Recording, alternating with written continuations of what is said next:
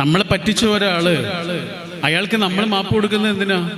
പിന്നെയും വിശ്വസിച്ച് കൂടെ കൊണ്ടെടുക്കാനൊന്നുമല്ല, ഒരപരിചിതനെ പോലെ നമുക്ക് അവഗണിക്കാനെങ്കിലും നമ്മുടെ മനസ്സിൽ നിന്ന് അയാളെ വിട്ടുകളയാണ്. അയാളെ വെറുക്കാൻ പോലും ഓർക്കുന്നില്ല, അയാളിനി നമ്മുടെ ഉള്ളിലില്ല, മായ്ച്ചു കളയാ. ഇത് അന്യരായ മനുഷ്യർക്ക് എളുപ്പമാണ്. അന്യരായ മനുഷ്യരോട് അങ്ങനെയൊക്കെ പെരുമാറാൻ എളുപ്പമാണ്. പക്ഷെ നമ്മുടെ ഉള്ളിലുള്ള മനുഷ്യരോട് എന്ത് ചെയ്യും? ഈ മനുഷ്യന്റെ ഒരു വലിയ സങ്കടം എന്താണെന്നറിയോ? എന്റെയും നിങ്ങളുടെയും ഒക്കെ ഒരു സങ്കടം, നമ്മുടെ ജീവിതത്തിൽ വലിയ വേദന തന്നിട്ടുള്ള ഒരാള്, നമുക്ക് മറക്കാൻ പറ്റാത്ത ഒരു സങ്കടം തന്ന ഒരാള് മിക്കവാറും നമ്മുടെ കുടുംബത്തിലുള്ള ഒരാളായിരിക്കും. കുട്ടിക്കാലം മുതലുള്ളൊരു വേദനയാവാം, അപമാനമാവാം, മുറിവാകാം, എന്തുവാ. ഇപ്പൊ എനിക്ക് 40 വയസ്സായി, എന്നെ നിങ്ങൾ അപമാനിച്ചു നോക്കൂ. ആളെ ഇടയിലിട്ട് നിങ്ങൾ എന്നെ അപമാനിച്ചു നോക്കൂ. 4 മിനിറ്റ് കൊണ്ട് അതിൽ നിന്ന് പുറത്തു കിടക്കാനുള്ള കഴിവ്, അങ്ങനെ ഒരു മെക്കാനിസം എൻ്റെ ഉള്ളിൽ ഇപ്പം ഉണ്ട്. കാരണം എനിക്ക് അത്ര പ്രായമായി. പക്ഷെ 4 വയസ്സായൊരു കുട്ടിയെ നിങ്ങൾ അപമാനിച്ചു നോക്കൂ, 40 വയസ്സായാലും അവനൊന്നും മറക്കൂല. അങ്ങനെ ഒരു അപമാനം, ഒരു വേദന, ഒരു മുറിവ് മിക്കവാറും ഏതൊരു മനുഷ്യനും കിട്ടിയിട്ടുണ്ടാവുക കുടുംബത്തിന്റെ ഉള്ളിൽ നിന്ന് തന്നെ ആയിരിക്കും, ഏതെങ്കിലും ബന്ധുവിൽ നിന്നായിരിക്കും, നമ്മൾ ഒരിക്കലും പ്രതീക്ഷിക്കാത്തൊരു മനുഷ്യനിൽ നിന്നായിരിക്കും.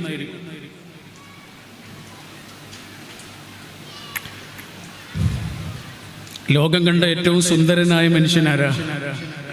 ആരാ? ലോകം കണ്ട ഏറ്റവും സുന്ദരനായ മനുഷ്യൻ നമ്മുടെ ഇസ്ലാമിക് ഹിസ്റ്ററിയിൽ ആരാ? ഹബീബായ റസൂൽ സല്ലല്ലാഹു അലൈഹി വസല്ലം. വേറൊരു പ്രവാചകനും ഇതേപോലെ ഭയങ്കര ഭംഗിയുള്ള ഒരു ആളായിരുന്നു. ആരാ? യൂസുഫ് നബി അല്ലേ?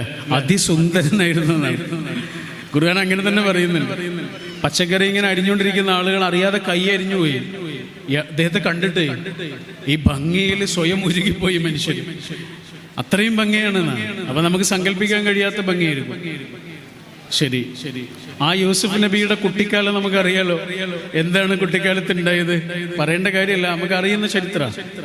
കുറെ മക്കളുള്ളൊരു വാപ്പയുടെ മോന, ചെറിയ മോന. അതിന്റെ താഴെ വേറൊരു മോനുണ്ട്. അപ്പൊ ഈ വാപ്പയ്ക്ക് ഈ കുട്ടിയോട് വല്ലാത്ത ഒരു സ്നേഹ, പ്രത്യേകമായൊരു ഇഷ്ടമാണ്. അത് സ്വാഭാവികമായി മറ്റു കുട്ടികൾക്ക് അത്ര ഇഷ്ടമില്ല. അവർക്കതൊരു അസൂയയോളം വളർന്നു. അവരെന്ത് ചെയ്തു? ഈ കുഞ്ഞിനെ ഒരു ദിവസം പിടിച്ചോണ്ട് പോയി. വാപ്പയോട് കെഞ്ചി പറഞ്ഞ് മോനെയും കൊണ്ട് ആട് മേയ്ക്കുന്നിടത്തേക്ക് ഈ കുട്ടിയെ കൊണ്ടുപോയി. തിരിച്ചു വരുമ്പോഴോ ഈ കുട്ടിയില്ല. വാപ്പനോട് എന്ത് പറഞ്ഞു? അവനെ ചെന്നായ പിടിച്ചോണ്ടുപോയി എന്ന് പറഞ്ഞു. ചോര പിന്നെ കലർന്ന അവന്റെ ഒരു ഷർട്ടുമായിട്ടൊക്കെയാണ് വന്നത്. അവന്റെ കുപ്പായം കാണിച്ചു കൊടുത്തു. ആടിനെ അറുത്തിട്ട് ആ ചോരയൊക്കെ ഈ ഡ്രസ്സിലാക്കിയിട്ട് വാപ്പയ്ക്ക് കാണിച്ചു കൊടുത്തിട്ട് പറഞ്ഞു, അവനെ ചെന്നായ പിടിച്ചോണ്ടുപോയി വാപ്പ. സത്യത്തിൽ എന്താ ചെയ്തത്? ഒരു കിണറ്റിൽ കൊണ്ടുപോയി ഇടാണ് ചെയ്തത്. പൊട്ടക്കിണറോ? എന്തിനായിരിക്കും കിണറ്റിൽ കൊണ്ടുപോയി ഇട്ടത്? കൊല്ലാനല്ലേ? പക്ഷെ അവര് കൊല്ലണമെന്നാണ് വിചാരിച്ചതെങ്കിലും പടച്ചോൻ അദ്ദേഹത്തെ അവിടുന്ന് രക്ഷപ്പെടുത്തി. ഒരു യാത്രാ സംഘം വന്ന് വെള്ളം കോരുന്നതിനിടയിൽ ഈ കുട്ടിയെ കണ്ട് രക്ഷപ്പെടുത്തിയിട്ട് ആ കുട്ടി പിന്നെ എത്തുന്നത് ഈജിപ്തിലെ കൊട്ടാരത്തിലാണ്. അത് അതിലും വലിയൊരു ഹിസ്റ്ററിയാ. ചെറിയ ഒരു കുടിലിൽ വളർന്ന യൂസുഫ് നബി എത്തുന്നത് ഈജിപ്തിലെ കൊട്ടാരത്തിലാണ്. കൊട്ടാരത്തിൽ വളർന്ന മൂസാ നബി എത്തുന്നത് മലഞ്ചെരുവിലെ ചെറിയൊരു കുടിലിലാണ്. ആലോചിച്ച് നോക്ക്, രണ്ടുപേരുടെയും ചരിത്രം പഠിച്ചു നോക്ക്. കൊട്ടാരത്തിൽ വളർന്ന മൂസാ നബി അവസാനം എത്തുന്നത് മദിയനിലെ ഒരു ചെറിയ ഓലപ്പുരയിലാണ്, ഒരു മലഞ്ചെരുവിലെ ഓലപ്പുരയിൽ. യൂസുഫ് നബി മലഞ്ചെരുവിലെ ഓലപ്പുരയിൽ വളർന്ന ആളാണ്. അവസാനം എത്തുന്നത് എവിടെയാ?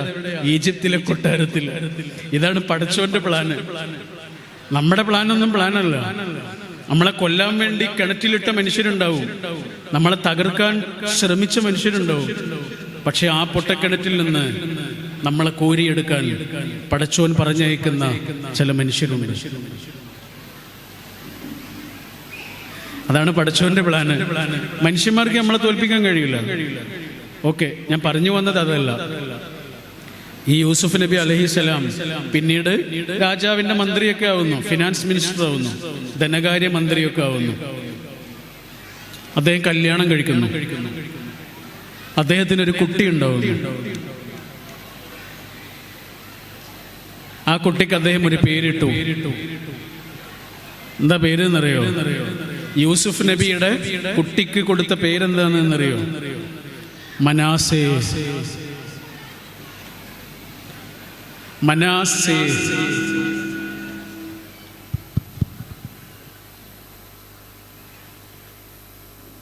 ഓക്കെ അല്ലേ? ഓക്കെ അല്ലേ? സൗണ്ട് പോയോ? അങ്ങോട്ട് കേൾക്കില്ലേ? ആ, കുട്ടിയുടെ പേരെന്തായിരുന്നു? മനാസേ. മനാസേഹ് എന്ന് പറഞ്ഞ വാക്കിന്റെ അർത്ഥം എന്താണെന്നറിയോ? മനാസേഹ് എന്ന് പറഞ്ഞാല് എല്ലാം മറക്കുക.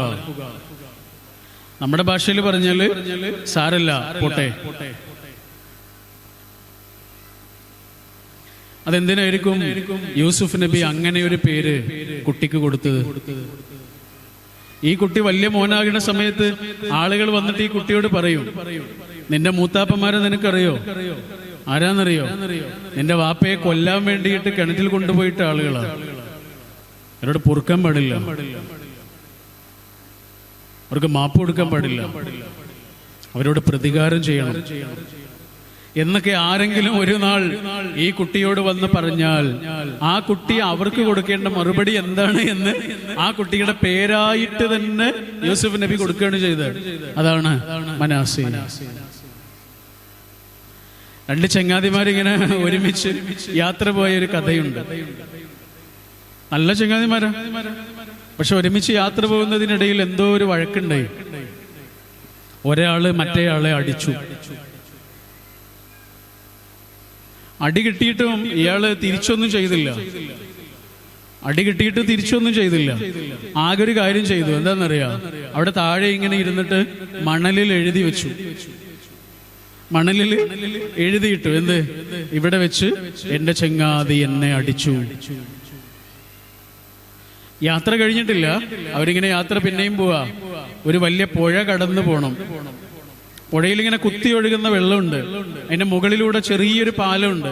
ആ പാലത്തിലൂടെ ഇങ്ങനെ പോകുന്നതിനിടയിൽ നേരത്തെ അടി കൊണ്ട ആളില്ലേ, അടി കൊണ്ട ആള് അയാളിങ്ങനെ വീഴാൻ പോയ സമയത്ത് ആ അടിച്ച ആള് പിന്നിൽ നിന്ന് ഇദ്ദേഹത്തെ ഇങ്ങോട്ട് വാരി പിടിച്ചു. വീഴാതെ കാത്തു. അയാള് വീണില്ല. പാലം കടന്ന് അക്കരെ എത്തിയപ്പോ ഇയാൾ ആദ്യം ചെയ്തത് എന്താണെന്നറിയോ? ഇയാളെ സഞ്ചിയിലൊരു കത്തിയുണ്ട്. ആ കത്തി എടുത്തിട്ട് പാറയിൽ ഇങ്ങനെ കൊത്തി എഴുതിയിട്ടു. പാറയിൽ ഇങ്ങനെ കൊത്തി എഴുതിയിട്ടു. എന്ത്? ഇവിടെ വെച്ച് എന്റെ ചങ്ങാതി എന്നെ പുഴയിൽ വീഴാതെ രക്ഷിച്ചു.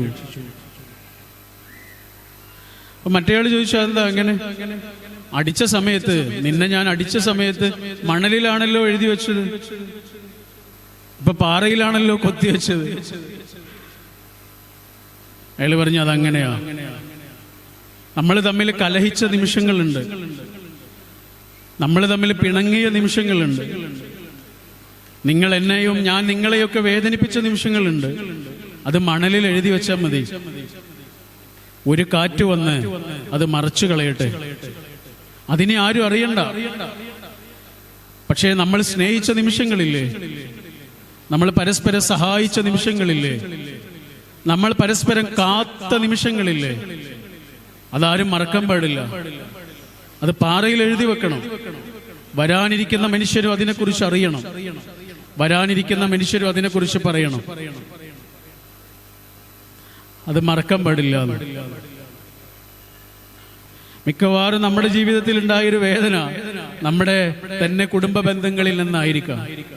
അവർക്ക് കൊടുക്കാവുന്ന ഏറ്റവും നല്ല മറുപടിയാണ് ഈ രണ്ട് കഥകള്. ഒന്ന് മനാസേ, മറ്റൊന്ന് മണലിൽ എഴുതിയിട്ടാൽ മതി. ഞാൻ എൻ്റെ വാക്കുകൾ ചുരുക്കുകയാണ്. നമ്മുടെ ഹൈന്ദവ സഹോദരങ്ങള് അവരുടെ ചില ഗ്രൂപ്പ് അവരുടെ വീടിന് പറയാറുള്ള പേര് വീട് എന്നല്ല, പുര എന്നല്ല, പിന്നെ ഗൃഹം എന്നല്ല, പിന്നെന്താ പറയാ, മന എന്നാ പറയാ. കേട്ടില്ലേ? മന, മനക്കിൽ എന്നൊക്കെ പറയില്ലേ? എന്താണ് ഈ മന എന്നുള്ള വാക്കിന്റെ അർത്ഥം കേട്ടിട്ടുണ്ടോ? മന എന്നാ പറയാ, മന അല്ലേ? മനക്കല നമ്പൂതിരി എന്നൊക്കെ പറയില്ലേ? എന്താണ് ഈ മന? മന മന എന്നുള്ള വാക്കിന്റെ അർത്ഥം എന്താണെന്നറിയോ?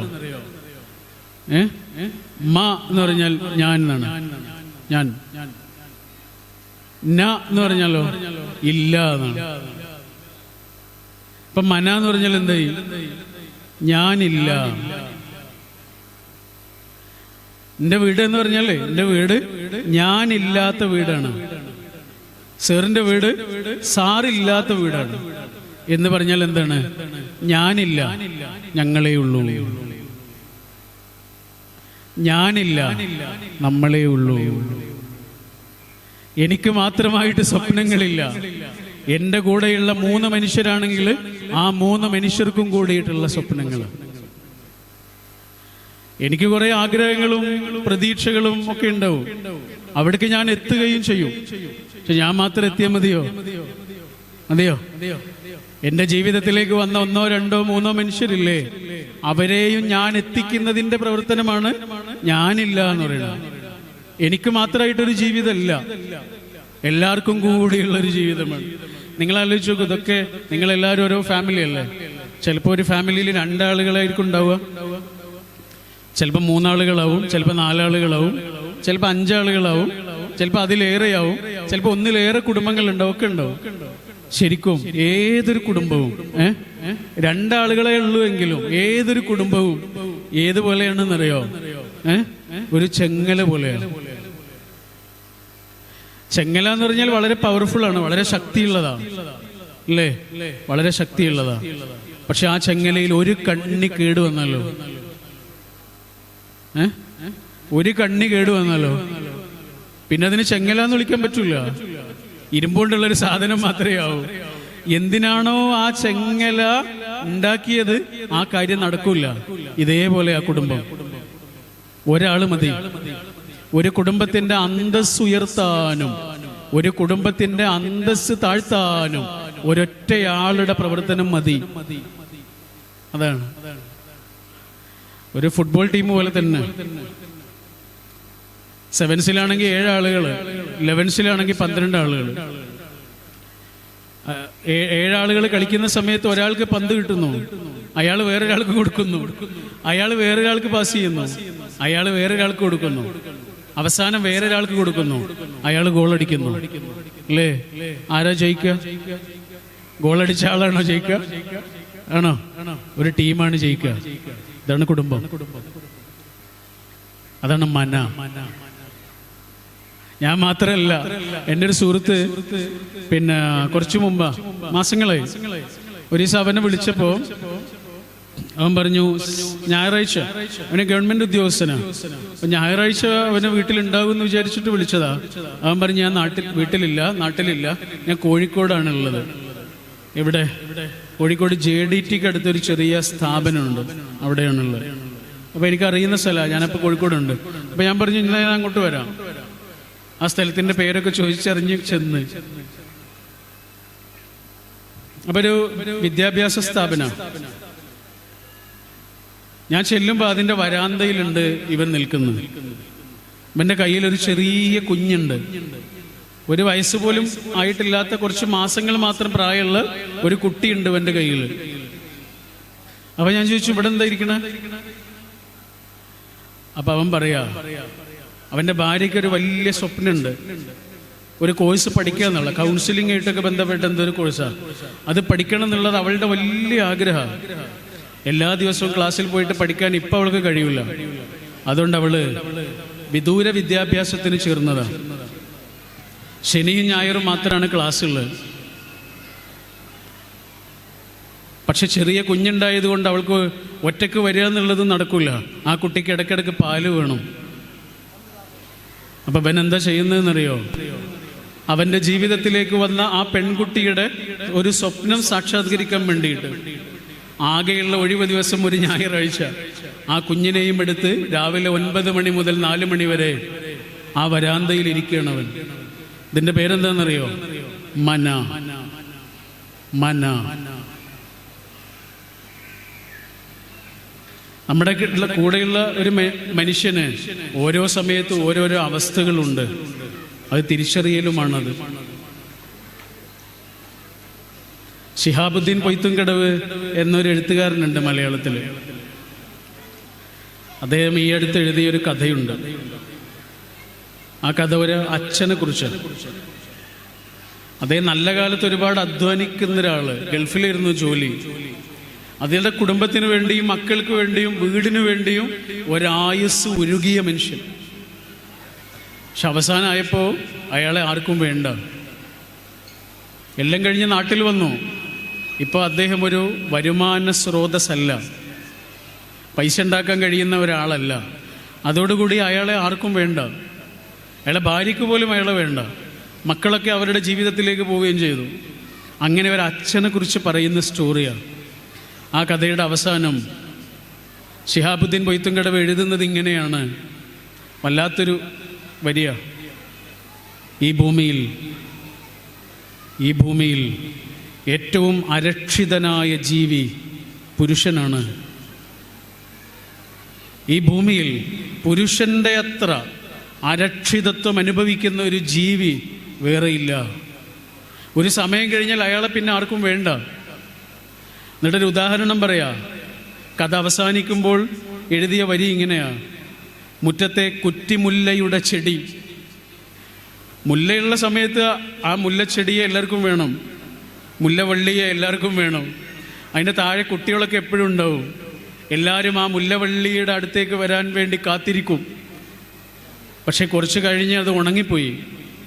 ഉണങ്ങിക്കഴിഞ്ഞാൽ കുറ്റിമുല്ലയുടെ ചെടി ഒരു ചൂലായി മാറുന്നത് പോലെ വീടിൻ്റെ ഉമ്മറത്തിലെവിടെയോ ഉമ്മറപ്പടിയിലെവിടെയോ കുറ്റിമുല്ലയുടെ ചെടി ചൂലായി മാറിയതുപോലെ അച്ഛനിരിക്കുന്നു. അയാൾ ആർക്കും വേണ്ട. കാരണം അയാൾ എല്ലാവരുടെയും സങ്കടങ്ങൾ പരിഹരിക്കേണ്ട ആളാണ്. അയാളുടെ സങ്കടങ്ങൾ ആര് പരിഹരിക്കും? ഇപ്പോൾ ഇവിടെ ഇത്രയേറെ പുരുഷന്മാരിയ്ക്കുന്നുണ്ടല്ലോ, സ്റ്റേജിലും ഇവിടെയൊക്കെ. ഇപ്പം നിങ്ങൾ ചെന്ന് ചോദിച്ചു നോക്കൂ, നിങ്ങളുടെ ജീവിതത്തിൽ ഇപ്പം അനുഭവിക്കുന്ന ഒരു സങ്കടം എന്താണ് എന്ന് വെറുതെ ചെന്നിങ്ങനെ ചോദിച്ചു നോക്കൂ. എന്തോ ഒരു പ്രശ്നം ഉണ്ടാവും ഉള്ളിൽ, എന്തോ പരിഹരിക്കേണ്ട ഒരു പ്രശ്നം ഇപ്പം ഉള്ളിലുണ്ടാവും. മിക്കവാറും അത് അയാളുടേതാകൂല. ഒന്നുകിൽ ജ്യേഷ്ഠൻ്റെ മോൻ്റെതായിരിക്കും, അല്ലെങ്കിൽ അളിയൻ്റേതായിരിക്കും, അല്ലെങ്കിൽ അമ്മായിയുടെ കുട്ടിയുടേതായിരിക്കും, അല്ലെങ്കിൽ അളിയൻ്റെ മോൻ്റെതായിരിക്കും, അല്ലെങ്കിൽ പെങ്ങളുടേതായിരിക്കും, അല്ലെങ്കിൽ അമ്മാവൻ്റെ മോൻ്റെതായിരിക്കും. അയാളുടേതായിരിക്കില്ല. സ്വന്തം കാര്യം മിക്കവാറും ആയിരിക്കില്ല. നമ്മുടെ ഇന്ന് ക്രിസ്തുമസ് ആണല്ലോ. നമ്മുടെ ക്രൈസ്തവ സഹോദരങ്ങൾ മിക്കവാറും ആളുകൾ അച്ഛനെ വിളിക്കാറുള്ളൊരു പേരുണ്ട്. നമ്മളിപ്പം എന്നല്ലേ വിളിക്കുക, അവരെന്താ വിളിക്കാന്നറിയോ? അപ്പ എന്നാ വിളിക്കുക. അപ്പ, അപ്പൻ അല്ലെങ്കിൽ അപ്പച്ചി എന്നൊക്കെയാണ് വിളിക്കുക. മിക്കവാറും അപ്പ എന്നാണ് വിളിക്കുക. പണ്ടൊക്കെ നമ്മുടെ നാട്ടിലൊരു ചെടിയില്ലായിരുന്നോ? മുറിവൊക്കെ ആയി കഴിഞ്ഞാലേ പെട്ടെന്ന് ഉണക്കാൻ വേണ്ടി നമ്മൾ ഉപയോഗിക്കുന്നൊരു ചെടി കമ്മ്യൂണിസ്റ്റ് അപ്പ അല്ലേ? പണ്ട് കമ്മ്യൂണിസം വളരെ പെട്ടെന്ന് ലോകം മുഴുവനും വ്യാപിച്ചു. അങ്ങനെയാണ് ഈ ചെടിക്ക് കമ്മ്യൂണിസ്റ്റ് അപ്പ എന്ന് കിട്ടിയത്. പച്ച നിറത്തിലുള്ള ചെടിക്ക് പേരെന്താണ്? കമ്മ്യൂണിസ്റ്റ് അപ്പ. കാരണം ഇത് പെട്ടെന്ന് വ്യാപിക്കും. കമ്മ്യൂണിസം അങ്ങനെയാണ്. വെള്ളം ആരും ഒഴിച്ചു കൊടുക്കണ്ട, അങ്ങനെയാണ് ആ പേര് കിട്ടിയത്. ഈ അപ്പയുടെ ചെടി ഉണ്ടല്ലോ, പെട്ടെന്നൊരു മുറിവുണ്ടായാൽ ഉണക്കാൻ ഉപയോഗിക്കുന്നതാ. ഇതേപോലെയാണ് അപ്പന്മാരും. നമുക്കൊരു സങ്കടമൊക്കെ ഉണ്ടെങ്കിൽ പെട്ടെന്ന് കയറി ചെന്ന് കെട്ടിപ്പിടിക്കാൻ പറ്റിയ പച്ചമരുന്നിൻ്റെ ചെടിയുടെ പേരാണ് വാപ്പ. അതില്ലാതായി നോക്കണം. അപ്പം മനസ്സിലാവും. ജീവിതം പഠിക്കാനിറങ്ങുന്ന എല്ലാ തെരുവിലും നമ്മളിങ്ങനെ ഒറ്റക്കായി പോവും, വാപ്പല്ലാതെ അയാൾ.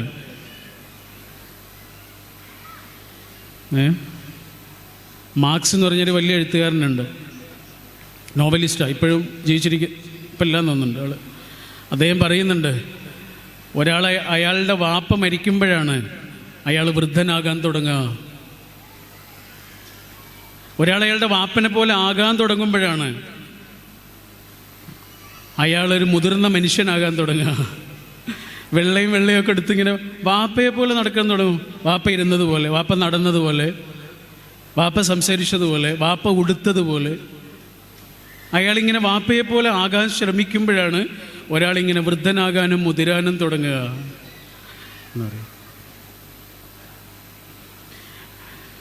അപ്പോൾ ഒരു മനുഷ്യന് അനുഭവിക്കുന്ന സംഘർഷങ്ങളുടെ കൂടെ നിൽക്കുക എന്നുള്ളതൊരു ചെറിയ കാര്യമല്ല. ഇവിടെ ഇത്രയേറെ സ്ത്രീകൾ ഇരിക്കുന്നുണ്ടല്ലോ. ഒരു സ്ത്രീ അവളുടെ ഉള്ളിലൊരു ഗർഭപാത്രമുണ്ട് എന്ന ഒരൊറ്റ കാരണം കൊണ്ട് അവൾ എന്തൊക്കെയാണ് ഒരു ആയുസ്സിൽ അനുഭവിക്കേണ്ടി വരുന്നത് എന്ന് ആലോചിച്ച് നോക്കൂ. അവൾക്ക് വേണ്ടിയാണോ അത്? അവൾക്ക് വേണ്ടിയിട്ടൊന്നുമല്ലല്ലോ, ഈ മനുഷ്യവംശത്തിന് വേണ്ടിയിട്ടല്ലേ. ഒരു 12-13 വയസ്സ് മുതൽ 50-55 വയസ്സിൽ മെനോപ്പോസ് ആകുന്നത് വരെ ഒരു പെണ്ണ് കടന്നു പോകുന്ന മാനസികാവസ്ഥകളും സംഘർഷങ്ങളും എത്ര വലുതാണെന്ന് ആലോചിച്ച് നോക്കൂ. ഓരോ മാസവും അവൾ അനുഭവിക്കേണ്ടി വരുന്ന മാനസിക സംഘർഷങ്ങളും മൂഡ് സ്വിങ്സും എത്ര വലുതാണെന്ന് ആലോചിച്ച് നോക്കൂ. അവൾ വന്നിട്ടൊരു മാസം പറയാ, എനിക്കെന്താണെന്നറിയില്ല, ഈ മാസം വല്ലാത്ത തളർച്ചയും അടിവയറ്റിൽ വല്ലാത്ത വേദനയും ഒക്കെ ഉണ്ട് എന്ന് നമ്മളോട് പറയണത് എന്തിനാ? വേദനയ്ക്കുള്ള മരുന്ന് വാങ്ങിക്കൊടുക്കാനാണോ? ആണോ? അതിനാണെങ്കിൽ മെഡിക്കൽ ഷോപ്പിൽ ചെന്ന് പറഞ്ഞാൽ പോരെ. ഇതെന്തിനായിരിക്കും നമ്മളോട് പറഞ്ഞത്? കഴിഞ്ഞ ആഴ്ച കണ്ടതുപോലെ അല്ല കേട്ടോ ഈ ആഴ്ച. കഴിഞ്ഞ ആഴ്ച പെരുമാറിയതുപോലെ എന്നോട് ഈ ആഴ്ച പെരുമാറരുത് കേട്ടോ. ഇതാണ് പറയണത്. എന്നോട് കരുണ കാണിക്കണം കേട്ടോ. എല്ലാ മനുഷ്യനും വേണ്ടത് എന്താ? ഈ കാരുണ്യമാണ്. എന്താണ് കാരുണ്യം? അയാളുടെ ഭാഗത്ത് നിന്ന് ഒന്ന് ചിന്തിക്കാനുള്ള നമ്മുടെ ഒരു കഴിവാണ്. അത്രയേ ഉള്ളൂ. സ്നേഹവും കാരുണ്യവും തമ്മിലൊരു ചെറിയ വ്യത്യാസമുണ്ട്. സ്നേഹം എന്ന് പറഞ്ഞാൽ ഇങ്ങനെ. കാരുണ്യം എന്ന് പറഞ്ഞാൽ ഇങ്ങനെയല്ല. കാരുണ്യം എന്ന് പറഞ്ഞാൽ ഇങ്ങനെയാ. കാരണം ഇയാളിങ്ങനെ ആയിട്ടുണ്ടാവും, അല്ലെങ്കിൽ ഇയാളിങ്ങനെ ആയിട്ടുണ്ടാവും. ഇതാണ് കാരുണ്യം. ഏതെങ്കിലും അവസ്ഥകളിലൂടെ മനുഷ്യർ കടന്നു പോകുമ്പോൾ ഇങ്ങനെയല്ല മനുഷ്യരുണ്ടാവുക, ഇങ്ങനെയാണ് ഉണ്ടാവുക. അപ്പം ഇയാൾ ഇങ്ങനെയാകുന്നതിൻ്റെ പേരാണ് കാരുണ്യം. കാരുണ്യമാണ് മനുഷ്യരുടെ മനസ്സിൽ ബാക്കിയാകുന്നത്. നിങ്ങളുടെ ഈ കുടുംബ സംഗമത്തിൽ ഒരുപക്ഷെ ഇങ്ങനെയൊരു കുടുംബത്തിന് ആധാരമായി തീർന്ന ഒരു മനുഷ്യനുണ്ടാവും അല്ലേ? ഇങ്ങനെ ഒരു കുടുംബത്തിൻ്റെ ആധാരമായി തീർന്ന ഒരു മനുഷ്യനുണ്ടാവും. കുറേ മനുഷ്യരുണ്ടാവും. ഒരുപക്ഷെ ഇങ്ങനെ ഒരു കൂടിച്ചേരലൊക്കെ ഏറ്റവും അധികം ആഗ്രഹിക്കുന്ന ആളുകളുണ്ടാവും. ഇല്ലാത്ത ആളുകൾ, ഈ കുടുംബത്തെക്കുറിച്ചൊക്കെ വലിയ ആത്മാഭിമാനം പുലർത്തിയ മനുഷ്യരുണ്ടാവും. അവർക്ക് വേണ്ടി പ്രാർത്ഥിക്കാനുള്ള ഒരു സന്ദർഭമാണ് ഇത്. ഒരു കവിതയുണ്ട്, അതിങ്ങനെയാ: നിങ്ങൾ ഓർക്കുക നിങ്ങളെങ്ങനെ നിങ്ങളായെന്ന്. നിങ്ങൾ ഓർക്കുക നിങ്ങളെങ്ങനെ നിങ്ങളായെന്ന്. കടമ്മനിട്ടയുടെ കവിതയാണത്. ആ വരി മാത്രം ഒന്നുകൂടി ആവർത്തിച്ചു പറഞ്ഞുകൊണ്ട് ഞാൻ എൻ്റെ വാക്കുകൾ അവസാനിപ്പിക്കുന്നു. നിങ്ങൾ ഓർക്കുക നിങ്ങളെങ്ങനെ നിങ്ങളായെന്ന്. Thank you.